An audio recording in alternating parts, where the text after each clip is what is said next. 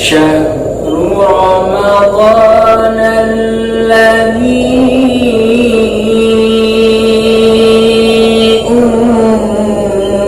أنزل فيه القرآن هدى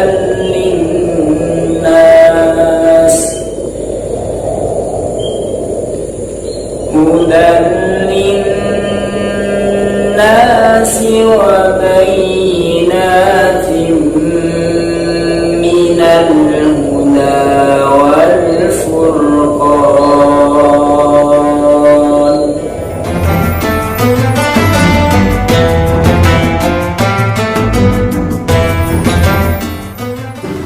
Assalamualaikum warahmatullahi wabarakatuh. Waalaikumsalam warahmatullahi wabarakatuh. Alhamdulillah, kembali lagi dengan saya di Gugaro di YouTube channel. Gimana kabarnya teman-teman? Semoga hari ini kalian tetap diberikan kesempatan untuk melaksanakan ibadah puasa di bulan Ramadan. Ya, nah tidak terasa kita sudah memasuki hari puasa yang keberapa? Ke-13. Sudah tidak terasa, hampir kita sudah menjalani pertengahan bulan dalam puasa Ramadan. Untuk itu tetap semangat, kejar terus pahalanya, gali terus pahalanya, dan jangan lupa harapannya satu, yaitu mengharap pada Allah SWT. Nah, untuk itu kita akan melanjutkan tentang tanya jawab seperti biasa yang akan dijawab sama Stafid nanti. Nah, seperti biasa juga, sebelum kita melanjutkan ke sesi tanya jawab, ayolah bantu subscribe atau bantu follow ini IG-nya Mas Taufik, supaya apa? Supaya Mas Taufik juga lebih semangat, termasuk saya juga lebih semangat untuk ngembangin YouTube ini. Oke, kalau sudah, kita langsung saja ke tanya jawab, karena khawatir baterainya takut habis lagi, teman-teman. Pak Mas Taufik ini mau tanya yang pertama tentang apa ya, menghadapi seorang bayi. Nah, biasanya kalau bayi itu kan membutuhkan asupan di samping air susu ibu, gitu kan? Nah, ini yang menjadi pertanyaan, bagaimana seorang ibu yang mengunyah makanan untuk bayinya pada saat berpuasa, apakah diperbolehkan atau bagaimana? Mohon penjelasannya. Jadi seperti ini, Mas. Masalah ini masalah mengunyahkan makanan untuk bayi. Kurang lebih sama hanya dengan mencicipi makanan ketika ibu-ibu itu masak. Jadi di sini hukumnya itu ada dua. Yang pertama yaitu makruh, dan yang kedua itu boleh-boleh saja. Akan tetapi tidak sampai membatalkan puasa, seperti itu. Yang pertama yaitu makruh. Makruh apabila kita melakukan itu tidak ada kepentingan, misalnya cuma sekedar ya mencicipi atau mengunyahkan, seperti itu. Akan tetapi tidak ada kepentingan, misalnya cuma main-main. Jadi di situ hukumnya makruh. Akan tetapi berubah lagi hukumnya itu ketika misalnya bayi kita sedang lapar, terus kita masak buat ada hajatan untuk mencicipi makanan seperti yang kemarin sudah disampaikan. Jadi hukumnya boleh-boleh saja. Akan tetapi perlu diketahui, meskipun hukumnya boleh-boleh saja, tetap ada risiko yang harus dilalui. Misalnya harus berhati-hati, takutnya nanti ketika kita mengunyahkan makanan ada yang masuk ke tenggorokan. Dari situ meskipun hukumnya awalnya boleh-boleh saja, ketika makanan itu sudah masuk ke tenggorokan tetap batal puasanya, seperti itu. Tetap batal. Jadi intinya hati-hati saja. Ya. Ini kan Mas Taufik, soalnya kan para ibu-ibu ketika sudah mempunyai seorang bayi dan dalam tanda kutip bayinya itu lapar, Mas Taufik. Nah, ini kan beda halnya, anggaplah sedikit ada perbedaan dengan mencicipi makanan. Kan mencicipi makanan itu kan cuma satu kali dalam satu makanan itu. Masakan lah, kalau satu masakan itu sudah enak, ya udah enak berarti. Nah, ini kan kalau masalahnya bayi itu kan ngunyahnya kan beberapa kali ya. Nah, satu kunyah pertama dikasihkan ke bayi, satu kunyah kedua, dan seterusnya. Ini yang menjadi pertanyaan ibu-ibu sebenarnya di desa itu. Nah, berarti nggak apa-apa ya seperti itu. Yang penting jangan sampai ada yang ketelan. Ada yang ketelan. Terus yang kedua, jangan sampai kalau tidak ada kepentingan jangan mengunyah makanan. Oke. Duh, ini apa ya, terang sekali teman-teman, cuacanya lagi buruk ya. Maaf ya, semoga penjelasannya tetap berlangsung, tetap diterima dengan baik. Tuh, kita skip dulu ya.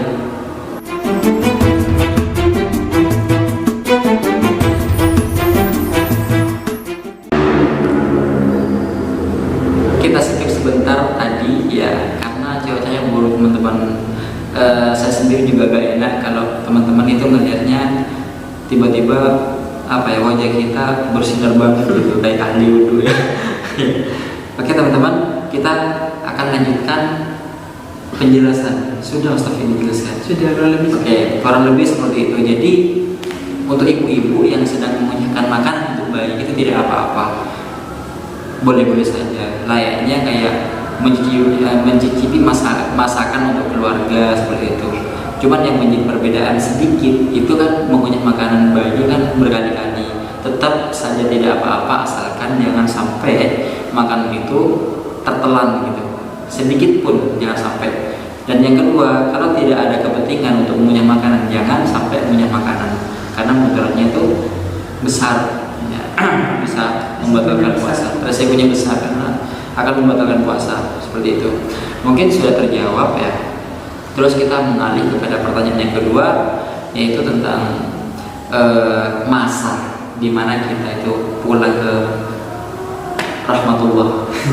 Nah, yaitu kita berbicara tentang sudah ada ya. Kita skip dulu.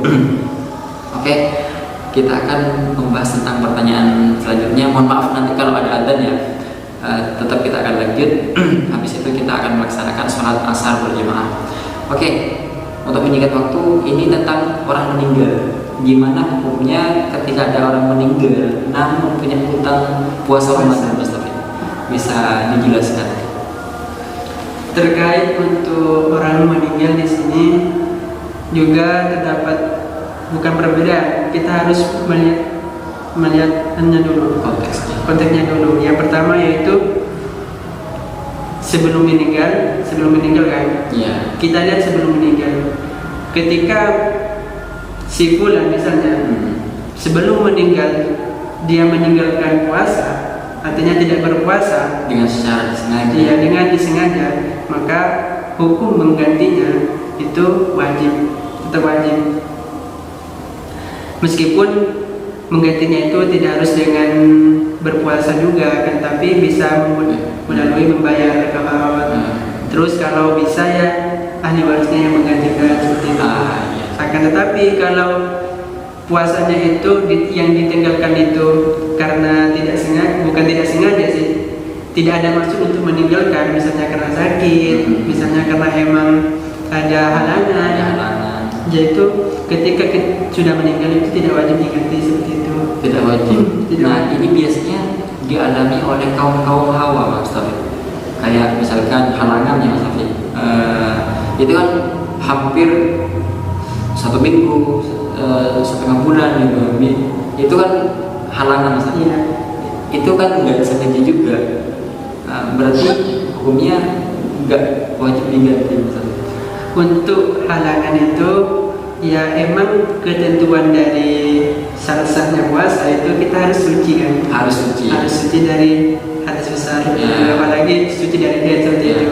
Jadi karena berhubung halangan tetap harus diganti. Karena dalam keadaan halangan kita baik-baik saja kan, bukan kita sih, perempuan kaum perempuan. Iya, tentunya perempuan itu baik-baik saja. Yang mungkin di awal saja merasakan sakit, dia enak, tapi 2 hari 3 hari akan seperti biasanya.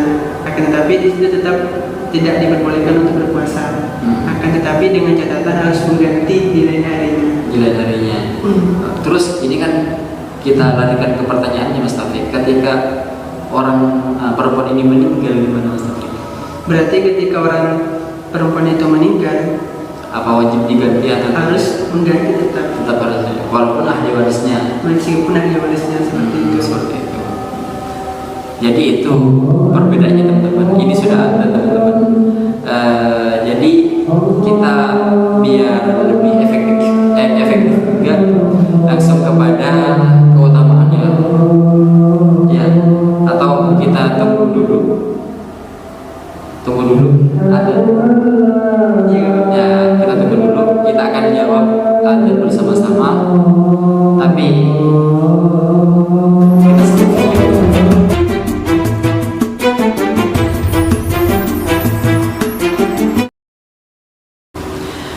Oke teman-teman, adzan sudah berlalu. Kita mau melanjutkan video yang 14. Ya, malam ke-14. Malam ke-14. Pokoknya segitu dah. Mohon maaf ya dari tadi kita banyak kendala, mulai dari cuaca hingga adzan. Sebenarnya bukan kendala, itu memang sudah pada waktunya ya. Oke, kita dengarkan langsung dari Mas Taufik terkait apa yang menjadi keutamaan pada malam tarawih ke-14. Monggo Mas Taufik dipersilakan. Ya, jadi seperti ini. Orang yang bertarawih di malam ke-14 akan disaksikan oleh malaikat, dan kelak pada hari kiamat malaikat itu akan bersaksi kepada orang itu bahwasanya orang itu pernah melakukan sholat tarawih di malam ke-14. Dan dengan itu Allah akan membebaskannya dari siksaan seperti itu. Dari siksaan. Oh, berarti maksudnya bukan pas siksaan nanti di hari pembalasan, tapi istilahnya kayak lebih benarnya itu hisab di hari kiamat seperti itu kan, nanti kita hisab di hari kiamat. Bebas dari hisab. Mulai dari 12 kita itu wajah akan dicerahkan layaknya sinar bulan. Terus yang ke-12 kita akan dijauhkan dari macam-macam keburukan. Terus yang ke-14 kita akan didoakan, disaksikan oleh para malaikat terkait kita yang sedang melaksanakan sholat tarawih ya. Sehingga dengan itu kita bebas dari hisab nanti hari kiamat. Bisa jadi langsung plong gitu ya. Alhamdulillah ya. Ini adalah keutamaan malam tarawih. Masih bukan puasanya teman-teman. Jadi pahalanya di bulan Ramadan itu sangat besar.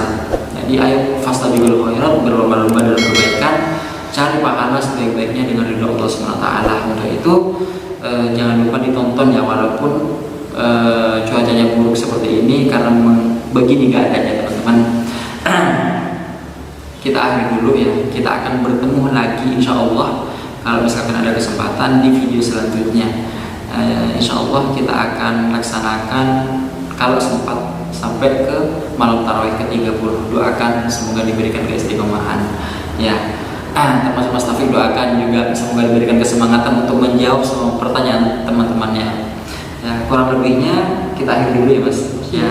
Kita akan melaksanakan sholat asar berjamaah. Akhirul kalam, wassalamualaikum warahmatullahi wabarakatuh. Waalaikumsalam warahmatullahi wabarakatuh.